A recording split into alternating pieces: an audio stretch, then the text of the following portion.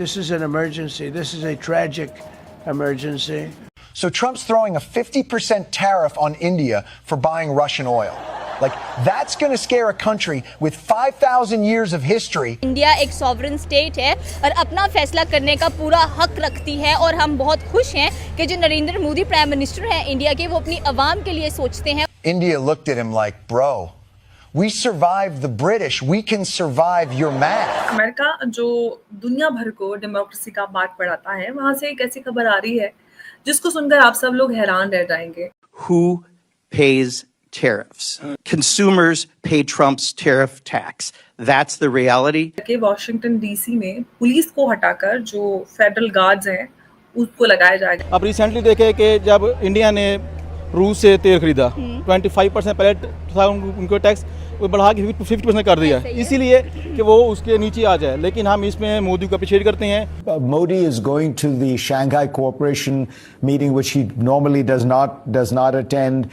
China से हम दूर होते जा रहे हैं और इंडिया चाइना के करीब होता जा रहा है। उसने ट्रंप की बिल्कुल नहीं मानी, उसने अपनी आवाम के लिए सोचा है, उसने आवाम के भले के लिए सोचा है। लेकिन सर ओवरऑल अगर देखा जाए चाइना, इंडिया, अमेरिका, रशिया, वो तो बड़े प्लेयर्स हैं और वो ये टेस्ट मैच अफोर्ड भी कर सकते हैं कि 2-3 साल वो खेलते रहे इस तरह टुक टुक करके। जिस तरह भी हमारी तो इकोनॉमी बिल्कुल पहले ही जो है वो हमने रोल ओवर करके। तो अमेरिका डेमोक्रेसी का चैंपियन होता था, आप इस बार ब्रेजन अथॉरिटेरियनिज्म देखेंगे।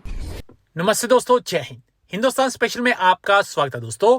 जैसा कि दोस्तों आपने क्लिप में देखा, अमेरिकन मीडिया चर्चा कर रहा है कि अमेरिका 5000 साल पुरानी सभ्यता से पंगा ले रहा है, इसमें हमारा ही नुकसान होगा। भारत ने तो तब ब्रिटिश अंपायर के आगे हार नहीं मानी, तो हम क्या चीज हैं। अमेरिकी राष्ट्रपति डोनाल्ड ट्रंप के टैरिफ हमले के बाद भारत और अमेरिका के रिश्ते नाजुक दौर से गुजरे हैं। राष्ट्रपति ट्रंप ने भारत के ऊपर 50% टैरिफ लगाया, जो ब्राजील के साथ दुनिया में सबसे ज्यादा है। ट्रंप प्रशासन ने भारत पर 25% बेस टैरिफ लगाया। इसके अलावा रूसी तेल खरीद के लिए 25% का अतिरिक्त शुल्क भी लगाया। विशेषज्ञों का कहना है कि डोनाल्ड ट्रंप भारत के खिलाफ कदम उठाकर वाशिंगटन और नई दिल्ली के बीच 25 वर्षों में गहरे हुए रणनीतिक संबंधों को बर्बाद कर रहे हैं। इस मौजूदा तनाव में एक सवाल तेजी से उठ रहा है कि भारत क्या अमेरिका पर भरोसा कर सकता है? बिल्कुल भी नहीं। अपने रणनीतिक कारणों से अमेरिका ने भारत के साथ अपने रिश्ते बेहतर किए। भारत का एक लंबा इतिहास है और आम तौर पर यह माना जाता है कि चीन के साथ आपके रिश्ते खराब नहीं है। इंडिया एक सॉवरेन स्टेट है और अपना फैसला करने का पूरा हक रखती है और हम बहुत खुश हैं कि जो नरेंद्र मोदी प्राइम मिनिस्टर हैं इंडिया के, वो अपनी आवाम के लिए सोचते हैं और उनके लिए खड़े होते हैं। और इन फ्यूचर भी अगर देखा जाए तो उनको ऐसा ही करना चाहिए है। ट्रंप की बात करेंगे तो ट्रंप जिस तरह से धमकाते हुए नजर आते हैं, उनका इस तरह से राइट नहीं बनता है, क्योंकि अगर देखा जाए तो बहुत सारे ऐसे केमिकल फर्टिलाइजर्स हैं जो कि कह लें कि अमेरिका खुद रशिया से परचेज करता है, इम्पोर्ट करता है। और स्पेशली अगर बात कीजिए तो $10 बिलियन जो अमेरिका है वो रशिया की न्यूक्लियर एनर्जी में इन्वेस्ट कर चुका है। तो फिर ये दूसरी कंट्री को किस तरह कह सकते हैं कि आपने रशिया से क्रूड ऑयल नहीं खरीदना है। फिर एक और बात करेंगे कि सबसे बड़ा ब्लंडर जो राइट नाउ ट्रंप मारते हुए दिखाई दे रहे हैं, अल्साका अमेरिका की स्टेट है, लेकिन उनको समझ नहीं आ रही थी कि मैं जो पुतिन है उनसे मिलने कहाँ पर जा रहा हूँ। तो उन्होंने कह दिया कि मैं खुद पुतिन से मिलने जा रहा हूँ, हालांकि जो पुतिन है वो अमेरिका जा रहे हैं उनसे मिलने के लिए। हमारे साथ पाकिस्तानी अवाम मौजूद है, इनसे पूछेंगे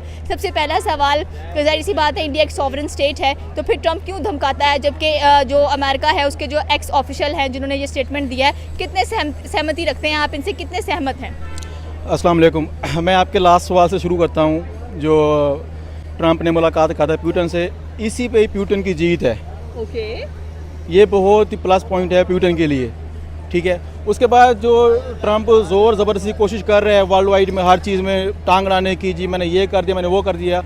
अब रिसेंटली देखे कि जब इंडिया ने रूस से तेल खरीदा 25% पहले था उनको टैक्स, वो बढ़ा के 50% कर दिया, इसीलिए कि वो उसके नीचे आ जाए। लेकिन हम इसमें मोदी को अप्रिशिएट करते हैं। उसने ट्रंप की बिल्कुल नहीं मानी, उसने अपनी आवाम के लिए सोचा है, उसने आवाम के भले के लिए सोचा है।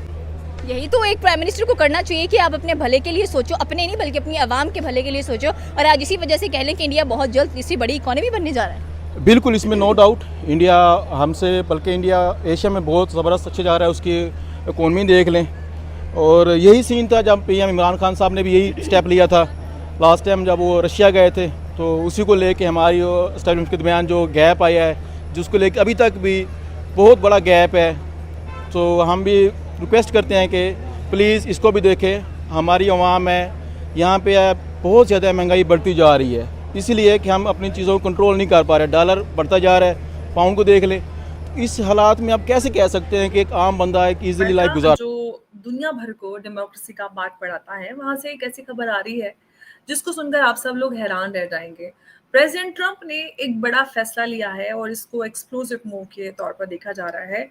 होम रूल एक्ट को इन्वोक करके वॉशिंगटन डीसी में पुलिस को हटाकर जो फेडरल गार्ड्स हैं उसको लगाया जाएगा, यानी कि जो डायरेक्ट फेडरल कंट्रोल में लाने का जो अनाउंसमेंट है, इसको किस तरह से देखा जाना चाहिए? क्या ये अथॉरिटेरियन ओवररीच है या जो वादे प्रेसिडेंट ट्रंप ने किए थे कि हम बहुत कुछ बदल देंगे, वही केजरीवाल स्टाइल, तो क्या ये उसका हिस्सा है? लेकिन बड़े सवाल है इससे जुड़े कि कई सारी कैसे स्टेट जिसमें वॉशिंगटन डीसी, न्यूयॉर्क और उन सब में फेडरल रूल लगाने की बात की जा रही है। इसके पीछे क्या कुछ रीजंस हैं, उन पे हम चर्चा करेंगे। हमारे साथ मौजूद है उमेश जी। उमेश जी, बहुत बहुत स्वागत है आपका।